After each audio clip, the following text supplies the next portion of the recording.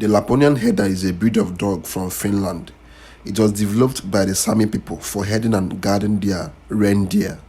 They are medium-sized with medium length fur in a double coat.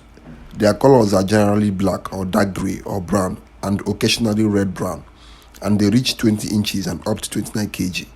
They are calm, friendly, docile, and energetic, and require regular exercises.